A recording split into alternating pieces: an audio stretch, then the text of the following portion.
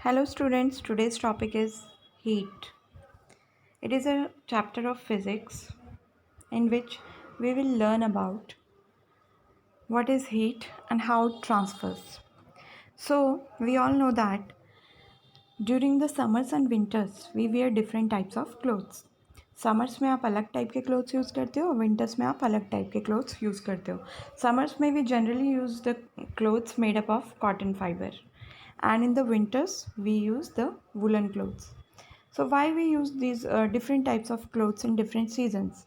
We use these clothes in different seasons because the woolen clothes keep us warm or hot in the winters, whereas the cotton clothes keep us cool in the summers. So we wear the clothes according to the seasons. Now woolen clothes provide us heat or hotness, the feeling of hotness. So heat is what? Heat is a form of energy which provide us with a feeling of hotness.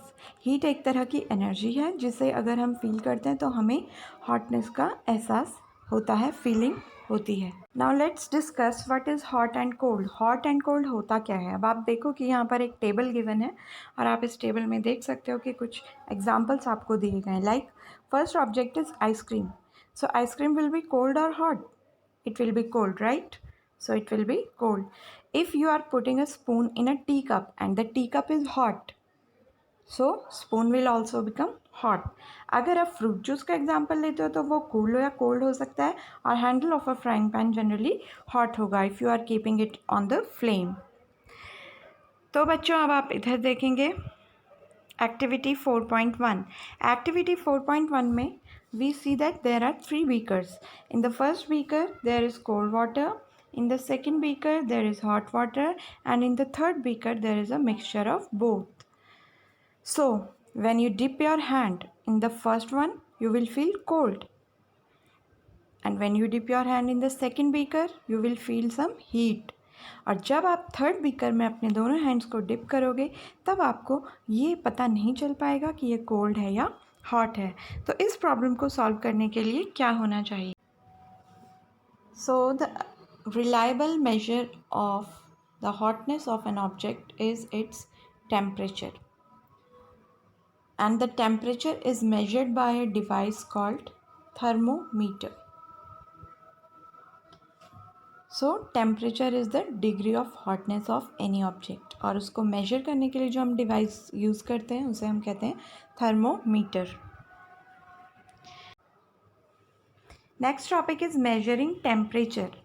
यानी कि temperature को हम कैसे major कर सकते हैं, कैसे नाप सकते हैं. तो इसके लिए देयर आर डिफरेंट इंस्ट्रूमेंट्स, और ऐसे एक इंस्ट्रूमेंट का नाम है thermometer. Now the thermometer can be of different types. Basically there are 2 types of thermometers. The first one we are talking about is clinical thermometer. तो clinical thermometer is the one जो आपने देखा होगा कि हम अपना बॉडी टेम्परेचर मेजर करने के लिए यूज़ करते हैं, and the doctors also use them for measuring the temperature of the patient's body. Now students, here is the image of a clinical thermometer. You can easily see the image and we will discuss what parts it have. तो इसके parts हम discuss करेंगे बच्चों. सबसे पहले आप देखते हो there is a mercury bulb. यहाँ पर एक substance है mercury, and this is forming the mercury bulb here. Secondly we see कि ये जो उसकी पूरी बॉडी है ये ग्लास से बनी हुई है. तो ये ग्लास बॉडी है और उसके अंदर आपको दिखाई दे रहा है एक स्केल, एक मेजरिंग स्केल जिसके ऊपर की मेजरमेंट्स बने हुए हैं. तो ये सारी चीज़ें एक क्लिनिकल थर्मोमीटर में हमें मिल जाएंगी. Mercury bulb, the most important part. Second, the glass body, and inside the glass body there is a measuring scale in which some numbers, some measurements are written. तो इनके अकॉर्डिंग हम major करते हैं कि जहाँ तक मर्क्यूरी राइज होगा, mercury level, वहाँ तक का हमारा बॉडी टेम्परेचर होगा. Now here in the image you can C 37 degree Celsius की यहाँ पर इमेज दी हुई है, और उसको रेड मार्क से अलग से आइडेंटिफाई आप कर सको ऐसा बनाया गया है. इसलिए बनाया गया ऐसा क्योंकि जो एवरेज नॉर्मल बॉडी टेम्परेचर जो होता है किसी भी पर्सन का, वो होता है 37 degree Celsius. Degree Celsius is the unit to measure the temperature, and normally this is the temperature of a normal temperature of a healthy person. तो आप देख सकते हो इसीलिए उसको रेड मार्क किया गया है. And you can see that the numbers are given on 2 scales. एक तो आप ऊपर देख रहे हो 37 और नीचे आपको दिख रहा है 98. तो उस तरीके से यहाँ पर 2 स्केल दिए हुए हैं. एक तो डिग्री सेल्सियस का स्केल होता है ऊपर, जिसमें आप देखते हो कि 35 से रेंजिंग होती है 42 के बीच में. यहाँ पर आप देख सकते हो दिस वन, यह है डिग्री सेल्सियस का scale. This scale is of degree Celsius. और उसी के नीचे हम देखते हैं कि 94 से लेकर 108 तक यहाँ पर दिया गया है स्केल. तो ये वाला स्केल होता है डिग्री फ़ारेनहाइट का. तो दोनों यूनिट्स हैं टेम्परेचर को मेजर करने की. जैसे आप कहते हो कि डिस्टेंस मेजर करने के लिए होता है किलोमीटर्स, तो उसी तरीके से टेम्परेचर मेजर करने के लिए यूनिट है degree Celsius and degree Fahrenheit.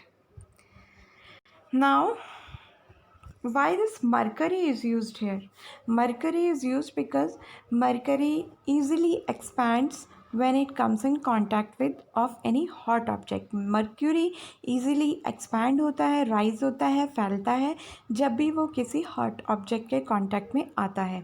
तो जब वो mercury rise होगा तो वो यहाँ पर ऊपर की तरफ स्केल की तरफ बढ़ेगा और वो उतना ही राइज होगा जितना हमारा बॉडी टेम्परेचर होगा. Accordingly we can see the reading on the scale that how much fever somebody is having. So a clinical thermometer consists of a long narrow uniform glass tube. It has bulb at one end. The bulb contains mercury. Outside the bulb, a small shining thread of mercury can be seen. If you do not see the mercury thread, rotate the thermometer a bit till you see it. You will also find a scale on the thermometer. The scale we use is the Celsius scale and it is indicated by this symbol degree Celsius.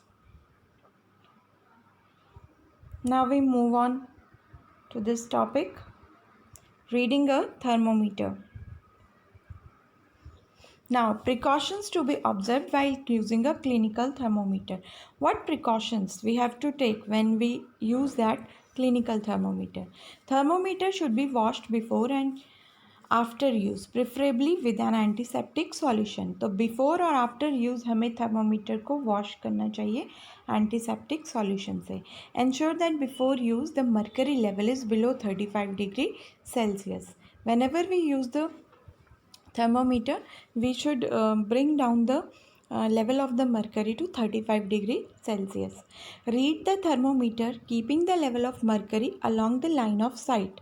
जब हम measure करेंगे, read करेंगे temperature को, तो हमें बिल्कुल अपनी sight के सामने इसको, अपनी जो eyesight है उसके सामने इसको रखना है सीधा.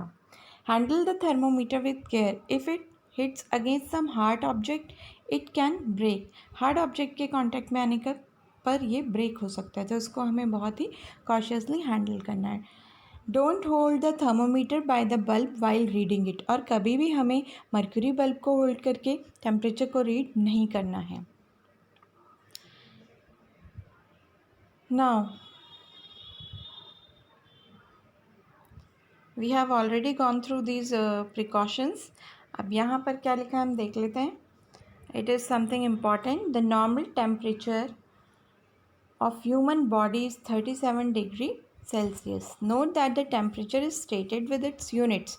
So you can see कि यहाँ पर normal temperature बताया गया है. इससे थोड़ा कम ज़्यादा भी हो सकता है, but normally it is 37 degree Celsius और वो degree Celsius के साथ लिखा गया है. It means it is written with the units of temperature. Then we come to the next topic and it is the next type of thermometer. You can see the image. This is a long thermometer. Before this we will underline some more points कि जो हमने clinical thermometer पढ़ा है वो किसी person का body temperature measure करने के लिए यूज़ किया जाता है और उसकी जो readings है वो मैं आपको पहले भी बता चुकी हूँ. That is 35 to 42 degree Celsius. Then here comes the laboratory thermometer.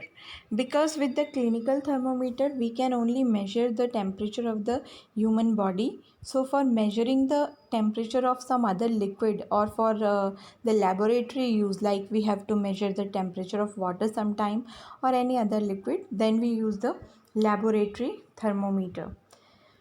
Laboratory thermometer से हम मेजर कर सकते हैं किसी भी लिक्विड का, किसी भी हॉट लिक्विड का जो टेम्परेचर है उसको। और ये आप इसका डायग्राम देख सकते हो। It is a long glass tube which again consist of mercury here and a scale is given. It is quite similar to the clinical thermometer but it is quite longer as compared to it. Now the range of laboratory thermometer is generally from -10 to 110 degree Celsius. -10 से 110 degree तक इसमें हम देखते हैं readings होती हैं, scale होता है और कोई भी लिक्विड जिसका टेम्परेचर इनके बीच में होगा उसका हमें यहाँ पर रीडिंग मिल जाएगा। So with this long laboratory thermometer we can measure the temperature of any liquid. You can see here this is a beaker containing water and this is the laboratory thermometer, and we can measure the temperature of water by this method. Well, like the clinical thermometer, here are also some precautions. तो कौन से precautions हमें इसमें use करते time लेने चाहिए? तो पहला है यहाँ पर should be kept upright not tilted. ये हमें बिल्कुल upright रखना है, इसको सीधा रखना है, tilt नहीं करना है.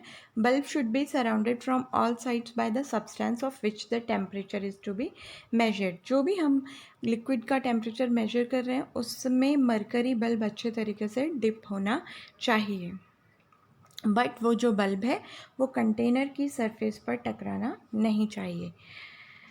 Now you can add to your knowledge here कि मर्क्यूरी जो होता है वो एक पॉइजनस सब्सटेंस होता है, टॉक्सिक और पॉइजनस सब्सटेंस है वो। अब हम यहाँ पर जाएंगे नेक्स्ट टॉपिक पर।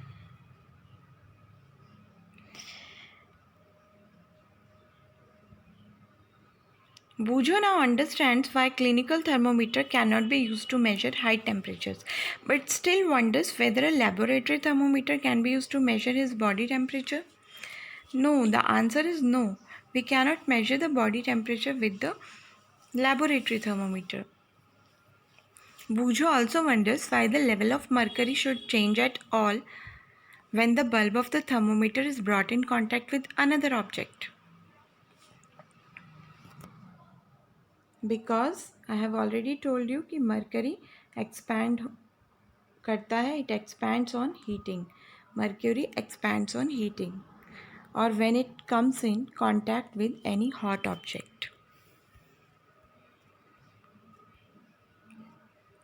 Now again we are going to discuss the diagram of a clinical thermometer. तो यहाँ पर आप ये देखो clinical thermometer है, इसमें हम देखते हैं मर्क्यूरी बल्ब के बाद and inside the glass tube there is a kink.